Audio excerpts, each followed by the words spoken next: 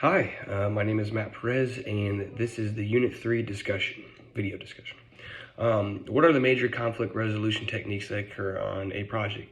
A lot of conflicts basically occurred from miscommunication. You need to have it where you can talk with employee, usually one-on-one, and where they're not around their fellow colleagues or clients or customers.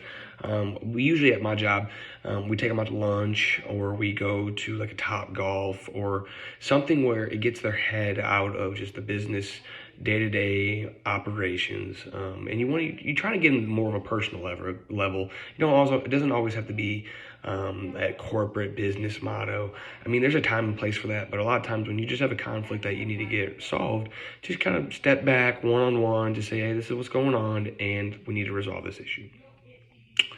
What is the best method a project manager can mitigate conflict resolution?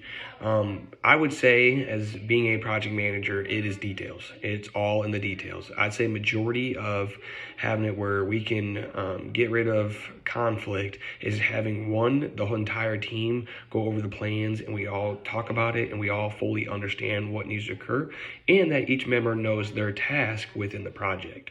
If all that happens and occurs smoothly, the project it'll be so much better managed, and the project manager will have a much easier task from start to finish. Have as many details as possible. How does conflict originate on the project? And I would say, one, it starts out with the planning phase of not really realizing exactly what you need. And then creating like drawings. Usually things are missed in the drawing, such as key details or description or the correct part number, the correct material. And then also there's a lot of times where the things that we can't control, like your weather, the government,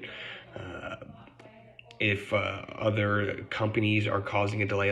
I've had it before where a company was in the area that I needed to perform a job, but I couldn't start my job until they were done. So that's the thing that you kind of have to realize, is that there'll always be other factors that you can't control. And you kind of have to plan for those accordingly. Sometimes you got to add more money in case your guy can't start for an hour and a half, but you're still paying him because he can't leave. Or you might have to be pushed back till the following Monday because you can't do work on weekends. So you always got to think of things like that. How does a project manager find out conflict is occurring with the team? Most time, people don't talk about conflict. They're not going to bring it up. They just don't like bringing it up. Most time you see it either in your service or your product goes down in grade value. You start seeing that it's not as a high quality standard, and that's when you need to take matters in your hand and figure out exactly what's going on, and you need to fix them, because that's how you lose customers, is when your quality goes down. What are the major causes of conflict, and how does the PM manage them?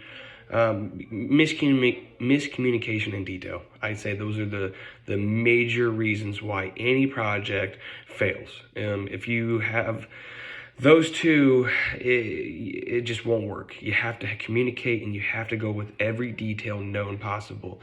And it will, if you do both those correctly now, your project was smooth sailing. It's so much easier. And when everyone's on the same page, it feels like the project, even a 6-month, a year project, just goes by so fast. You're just like, wow, it's already over with. I got to do the final punch list, checklist, and we're getting out to the next project. So thank you so much. Week 3 discussion.